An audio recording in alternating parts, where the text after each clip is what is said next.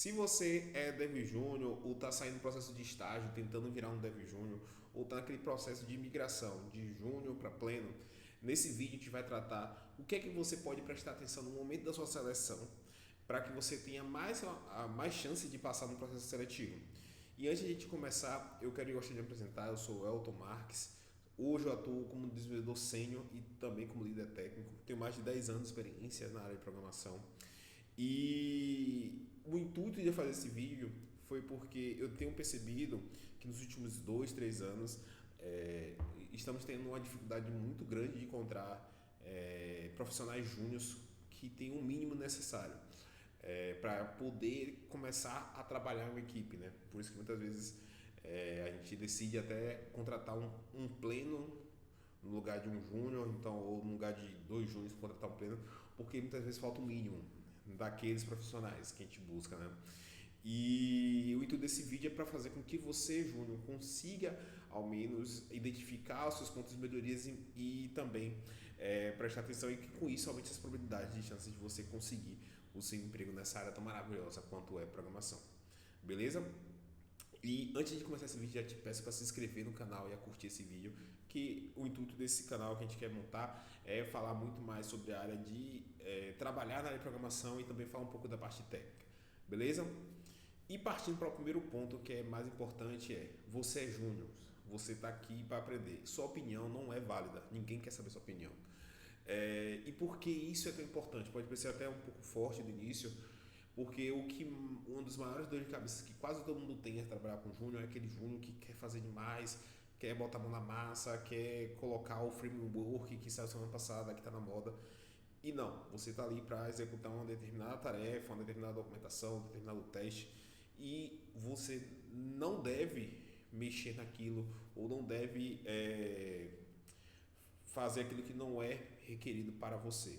E o que eu quero falar disso mais especificamente, uma das coisas que a gente mais ouve é aquele júnior que é, chega na hora de fazer uma task, por exemplo, de teste unitário, ele tem que fazer apenas o teste unitário, tem que fazer apenas a cobertura de testes de aquela função ou fazer o storybook. E ele percebe que tem um bug.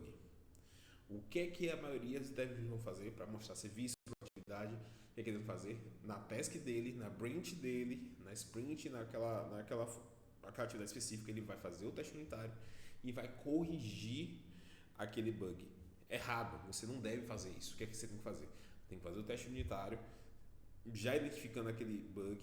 E se aquele bug for travar o funcionamento ideal daquele teste unitário, você tem que comunicar ao seu superior na dele ou fazer algum tipo no chat que vocês têm que fazer notificando aquilo. A sua função não é identificar aquilo. Por quê? Muitas vezes você vai trabalhar com projetos legados, são projetos que já estão em produção.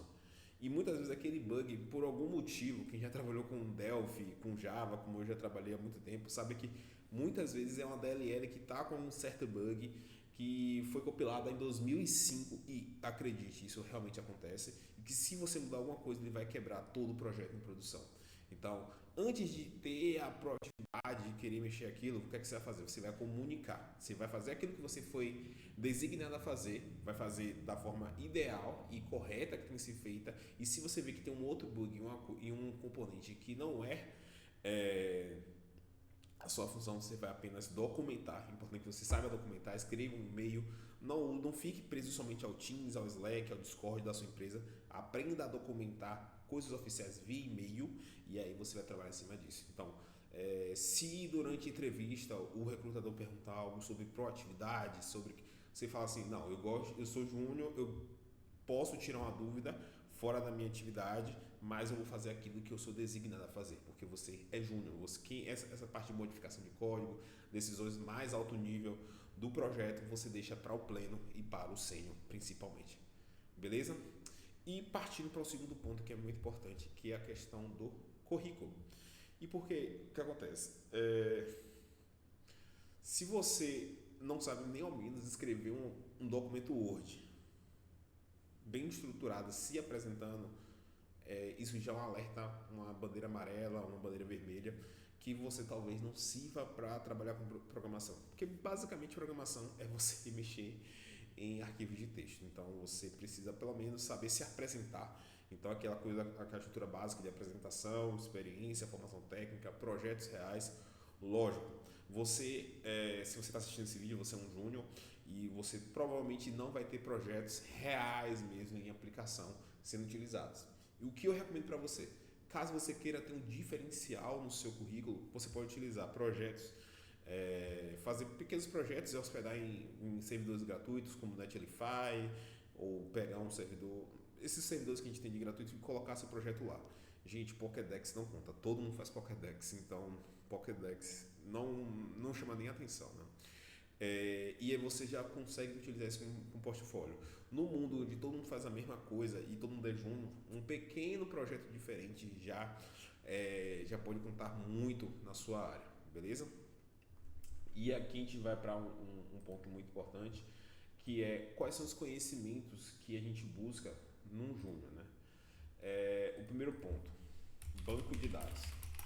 Você precisa saber fazer uma transaction, uma procedure, fazer strings? Não, você não precisa, mas pelo menos fazer uma query, saber a não deletar o banco de dados de uma vez só. Então, você saber fazer pelo menos o básico de uma query SQL é bem interessante. De preferência, tenha mais conhecimento em bancos relacionais. Assim, foque mais a sua apresentação em bancos relacionais e tenha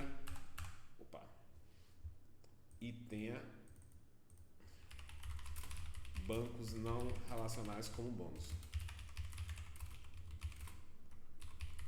Então, por exemplo, se você for fazer seu projeto como um portfólio, tente fazer com um Postgres, um MySQL da vida, e não tente fazer com Mongo, porque em projetos reais, se você fazer um projeto de um banco estruturado, você vai utilizar banco relacional. Lógico, a gente utiliza bancos não relacionais, a gente utiliza Mongo, utiliza redes, mas para funções específicas no qual esses bancos são feitos, entendeu?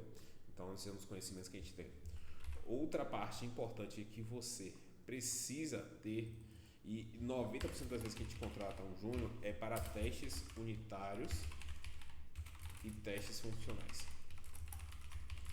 Então, dentro do framework no qual você trabalha, é interessante que você chegue e tenha pelo menos o nível de, pelo menos, montar um teste unitário e saber o que é teste unitário, saber o que é a lógica do red,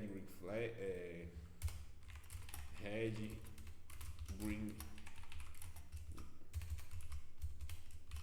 go, que é basicamente toda a estrutura básica de que você trabalha num teste unitário. Então você precisa pelo menos saber o que é isso aqui. Basicamente o Red Green Go é como a gente utiliza bastante no TDD, no qual você escreve um teste, espera que esse teste quebre de primeira, você vai corrigir o serviço, corrigir o controller, vai fazer aquele controller no qual você quer que aquele funcionamento exista e em seguida isso tem que passar. Então é mais ou menos esse Red Green Go. Você tem que saber pelo menos saber essa lógica. Isso aqui não é um código específico, isso aqui é uma metodologia de desenvolvimento no qual você tem que sempre fazer os testes pensando que ele vai quebrar de primeira e você vai desenvolver a função, os códigos e ele vai quebrar. Isso aí é independente do framework no qual você trabalha.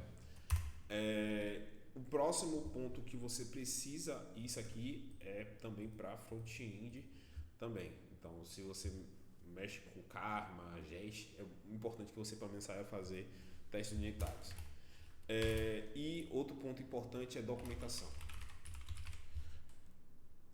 Hoje, o júnior ele pode ser facilmente substituído por um IA. Então, você saber fazer essas coisas que a IA talvez não chegue ao ponto de fazer bem feito, pode fazer um diferencial. Então, você saber utilizar um Swagger, saber fazer um storybook, caso você trabalhe com front-end ou com mobile, isso vai fazer um ponto de atenção. E aí, aos poucos, o que é que vai acontecer? Quando a gente trabalha com desenvolvimento com Júnior, qual o ciclo natural? Você entra num projeto de consultoria, você começa a mexer com documentação e com os testes. Você geralmente não mexe diretamente com a função ou com o desenvolvimento de software direto daquele projeto. E aí, conforme a equipe for tendo mais confiança em você, você vai tendo mais responsabilidades e aí você vai evoluindo de júnior para pleno. Então, esse é o fluxo natural que as coisas vão acontecendo dentro da sua carreira como programador. E isso também de pleno para sênior, beleza? E aí, no caso, como a gente vai partir dos conhecimentos que a gente busca e a gente vai para a hora da entrevista. O que é que você tem que saber na hora da entrevista para você se destacar? Deixa eu colocar aqui bem grande. Entrevista, o que é que você precisa saber? Primeiro, e uma coisa bem básica é conversação. O que eu vejo de programador que não sabe, eu acho que talvez isso seja até algo natural da área, que são provavelmente pessoas da área de programação, são pessoas mais introspectivas, são pessoas que ficam mais focadas no computador, mas entenda que você está partindo para o mundo profissional, então você precisa pelo menos saber se vender, tudo na vida é questão de vendas. Então uma coisa que você precisa saber é pelo menos responder as perguntas. E eu digo, por que você escolheu porque você trabalha com determinada função? Porque é assim. Não, você precisa pelo menos desenvolver um racional sobre o que você está fazendo. E até um ponto de atenção que geralmente quando eu converso com pessoas que estão na graduação ou que já são graduadas, elas conseguem desenvolver isso de uma forma mais natural que uma pessoa que não fez graduação. Talvez por dentro da graduação ela poder estimular isso, essa questão de saber justificar as decisões dela de uma forma mais fácil. Então, um ponto de atenção a isso é você pelo menos saber conversar ao longo da entrevista. Então, preste atenção nisso. Se você ficar muito nervoso, for sua primeira entrevista, chama um amigo, chama um familiar para você tentar conversar, quebrar o gelo antes da entrevista. Geralmente o pessoal de RH, ou até mesmo quando eu vou fazer uma entrevista, eu tento quebrar o gelo nos primeiros 2, 3 minutos, porque é a questão de empatia, você tentar fazer com que a pessoa se sinta mais leve. Né? E outro ponto importante, tudo bem você não saber tudo. Se você é um júnior, você tem que focar em aprender o básico, o feijão com arroz. Se você vai sabe fazer Python, sabe desenvolver Python, você tem que saber fazer o Python, o básico, né? Tipo assim, dominar o básico do Python. Não é que você tem que ficar especialista na biblioteca. O que acontece? Você viu uma biblioteca que está todo mundo usando. Talvez essa biblioteca que você está vendo hoje, que está na moda nos últimos 6 meses, um ano, não é aquela biblioteca que aquela empresa vai utilizar, já está utilizando há 5 anos no projeto que já está em produção. Então, muitas vezes o que as empresas buscam para um júnior é que ele saiba o básico, saiba fazer testes unitários, saiba fazer documentação e que você consiga entregar aquilo bem feito. Então, você não precisa saber tudo, você não precisa saber um framework específico, você precisa saber bem a linguagem de programação, saber bem o banco de dados.